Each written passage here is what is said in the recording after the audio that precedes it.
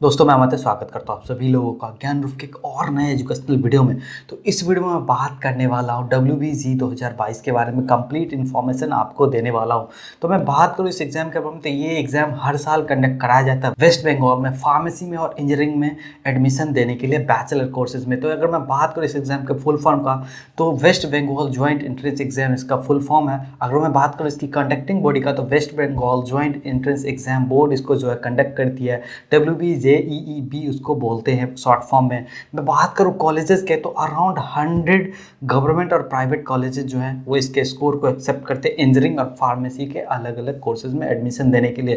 तो अगर मैं बात करूँ WBG 2022 के हाईलाइट्स के बारे में, तो मैं आपको ऑलरेडी बता चुका हूँ कि इसका जो पूरा नाम है वो West Bengal joint entrance exam है। साल में एक बार कंडक्ट कराया जाता है। ये एग्जाम ऑफलाइन ही होता है, डिस्पाइट की कोरोना ये ऑफलाइन ही होने वाला है। अगर मैं बात करूँ टेस्ट टेकर्स का, मतलब कितने लोग जो है एवरेज यहाँ पे टेस्ट देते हैं हर साल, तो लगभग 2 लाख एप्लीकेशंस आते हैं यहाँ पे। 1 लाख से लेकर 1.5 लाख से लेकर के 2 लाख के आसपास का कॉलेज मैं ऑलरेडी बता चुका हूँ। 100 के आसपास कॉलेज हैं जो इसके स्कोर को एक्सेप्ट करते हैं। अगर मैं पेपर पैटर्न की बात करूँ, तो यहाँ पे 2 पेपर होता है। पेपर 1 मैथमेटिक्स का होता है और पेपर 2 जो होता है वो फिजिक्स और केमिस्ट्री का होता है। और अब बात करते हैं एलिजिबिलिटी क्राइटेरिया का। एलिजिबिलिटी क्राइटेरिया में आपका 10+2 होना चाहिए और कोई इक्विवेलेंट कोर्स आपने कर रखा है किसी भी रिकॉग्नाइज बोर्ड से, तो भी आप कर सकते हैं। लेकिन अगर मैं बात करूँ सब्जेक्ट्स की, तो आपका मैथमेटिक्स, फिजिक्स और इंग्लिश कंपलसरी सब्जेक्ट्स होने चाहिए। आपका क्या है कि मैथ फिजिक्स कंपलसरी हो गया, और जो एक तीसरा सब्जेक्ट होगा वो या तो केमिस्ट्री हो सकता है, बायोलॉजी हो सकता है, बायोटेक्नोलॉजी हो सकता है, कोई कंप्यूटर का कोर्स हो सकता है, या कोई टेक्निकल वोकेशनल कोर्स हो सकता है। तो आप इस फॉर्म को फिल कर सकते हैं। अगर मैं बात करूँ क्वालिफाइंग मार्क्स की, तो अगर आप जनरल कैटेगरी से आते हैं तो आपको फिजिक्स केमिस्ट्री और मैथमेटिक्स में एग्रीगेट 45% मार्क्स होने चाहिए। वहीं पर अगर आप रिजर्व कैटेगरी से आते हैं, SC से आते हैं, ST से आते हैं, OBC से आते हैं, PWD कैटेगरी से आते हैं, तो आपको फिजिक्स केमिस्ट्री और मैथमेटिक्स में एग्रीगेट 40% मार्क्स होने चाहिए। और साथ ही साथ आपके किसी भी कैटेगरी में, आप चाहे जनरल है या OBC है या SC हैं या ST हैं या PWD कैटेगरी से EWS कैटेगरी में आते हैं, आपके इंग्लिश में 30% मार्क्स होना चाहिए, तो ही जाकर के आप एलिजिबल हो पाएंगे।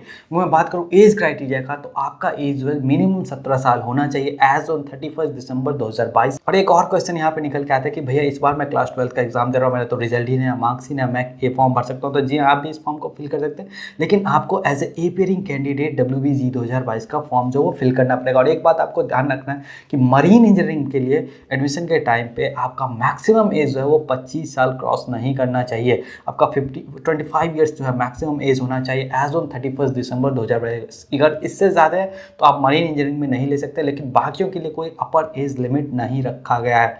वहीं पर आप बात करते हैं कि WBG 2022 में क्या कुछ फ़ी लगता है। तो जनरल कैटेगरी से तो 500 रुपये का फ़ी लगेगा, रिजर्व कैटेगरी से तो आपको 400 रुपये का फ़ी लगने वाला है। चाहे आप SC ST OBC PWD जिस भी कैटेगरी में आते हैं आपको 400 रुपये का लगने वाला है, लेकिन अगर आप जनरल से आते हैं तो आपको 500 रुपये का फ़ी जो वो पेमेंट करना पड़ेगा।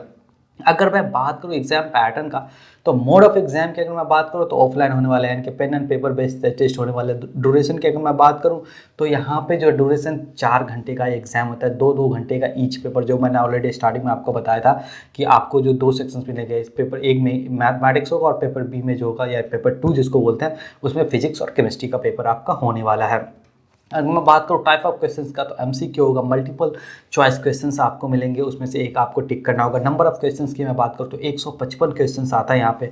टोटल मार्क्स की अगर मैं बात करूँ तो 200 मार्क्स के क्वेश्चंस आने वाले हैं टोटल। अगर मैं बात करूँ और कि क्वेश्चन पेपर पैटर्न क्या कुछ रहने वाला है, तो यहाँ पे क्या है कि अलग अलग कैटेगरी है, बेसिकली 3 कैटेगरी है तीनों ही सब्जेक्ट्स में, चाहे मैथ में हो, फिजिक्स में हो, केमिस्ट्री में हो। तो अगर मैं बात करूँ मैथमेटिक्स में, कैटेगरी 1 में आपको 50 क्वेश्चन मिलेंगे, कैटेगरी 2 में जो है आपको 15 क्वेश्चन मिलेगा, और कैटेगरी 3 में जो आपको 10 क्वेश्चन मिलेगा, यानी कि टोटल आपको 75 क्वेश्चन मिलने वाला है 100 मार्क्स के। वहीं पे फिजिक्स की अगर मैं बात करूँ तो कैटेगरी 1 में 30 क्वेश्चन आएगा, कैटेगरी 2 में आपको 5 क्वेश्चन आएंगे, और कैटेगरी 3 में भी आपको 5 क्वेश्चन आएंगे, यानी कि टोटल नंबर ऑफ क्वेश्चन 40 आएगा फिजिक्स के तीनों ही कैटेगरी मिला करके, और टोटल मार्क्स का जो होगा वो 50 का होगा।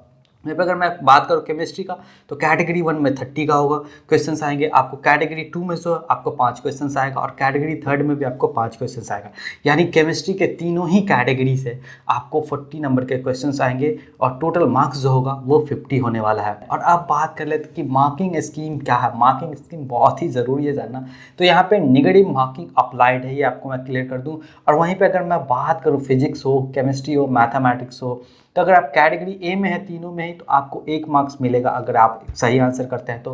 वहीं पे कैटेगरी अगर 2 में है या फिजिक्स केमिस्ट्री मैथमेटिक्स कोई भी सब्जेक्ट हो, आपको पर सही आंसर करने के 2 मार्क्स मिलेगा। वहीं पे कैटेगरी थर्ड में फिजिक्स केमिस्ट्री मैथमेटिक्स तीनों ही सब्जेक्ट्स में आपको पर सही आंसर करने पे आपको 2 मार्क्स मिलने वाला है। यानी कि कैटेगरी 1 में आपको 1 मार्क्स मिलेगा तीनों ही सब्जेक्ट्स में, और कैटेगरी 2 और कैटेगरी 3 में तीनों ही सब्जेक्ट्स में आपको 2-2 मार्क्स मिलेंगे पर क्वेश्चन अगर आप सही आंसर करते हैं तो। लेकिन यहाँ पे निगेटिव मार्किंग भी अगर मैं बात करूँ कैटेगरी 1 में चाहे तीनों ही पेपर हो, आपको 1/4 मार्क्स जो है वो डिडक्ट कर लिया जाएगा अगर आप रॉन्ग आंसर करते हैं। इसका मतलब ये है कि किसी भी पेपर में अगर आप कैटेगरी 1 में अगर आप रॉन्ग आंसर करते हैं तो 4 रॉन्ग आंसर करने का आपका एक जो है नंबर काट लिया जाएगा। और कैटेगरी 2 की अगर मैं बात करूँ तो निगेटिव मार्किंग में यहाँ पे 1/2 मार्क्स जो है डिडक्ट करा जाता है, यानी कि 0.5 मार्क्स पर रॉन्ग आंसर का डिडक्ट करा जाता है। यानी कि अगर आपने किसी भी पेपर में कैटेगरी 2 में गलत आंसर दिया है तो 2 गलत आंसर्स करने पे आपके 1 मार्क्स जो है वो काट लिया जाता है। और कैटेगरी थर्ड में कोई निगेटिव मार्किंग अप्लाइड नहीं है। और अब बात करते हैं एप्लीकेशन फॉर्म कैसे फिल करते हैं। तो यहाँ पे बेसिकली 5 प्रोसेस है।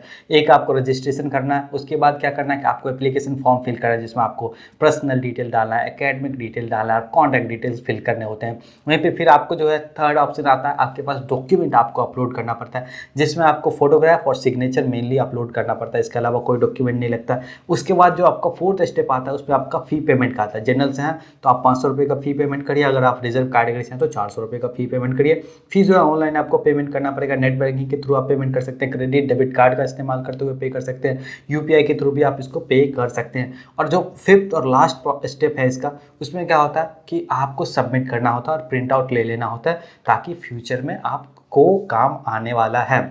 और अपनी सहूलियत के लिए भी आप उसके एक जो भी फॉर्म भर रहे हो उसका एक प्रिंट आउट तो डेफिनेटली लेना चाहिए फाइनल में कि आपने क्या क्या भरा है और कहीं कोई गलती तो नहीं हुई, क्योंकि जब करेक्शन विंडो ओपन होगा तो आप उसको करेक्ट कर सकते हैं। और अब बात करते हैं कि जब एक बार आप एग्जाम दे देते हैं, आपका रिजल्ट आ जाता है, काउंसलिंग में आपको सीट अलॉट हो जाता है, तो वहाँ पे कौन कौन से डॉक्यूमेंट्स हैं वो रिक्वायर्ड होते हैं डॉक्यूमेंट वेरिफिकेशन के लिए सीट अलॉटमेंट के टाइम।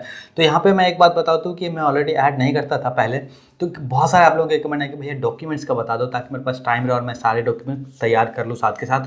तो आपको जो है कुछ एक डॉक्यूमेंट की जरूरत पड़ेगी, वो है सीट अलॉटमेंट लेटर जो आपको मिलेगा वो मिल रहना चाहिए आपके पास। Receipt of counselling registration fee, जब आप काउंसलिंग कराते हैं तो वहाँ पे जो आपको फी पेमेंट करता है उसका रिसिप्ट होना चाहिए आपको प्रिंट आउट होना चाहिए WBG 2022 रैंक कार्ड का, WBG 2022 एडमिट कार्ड आपके पास होना चाहिए और उसका फोटो कॉपी भी होना चाहिए।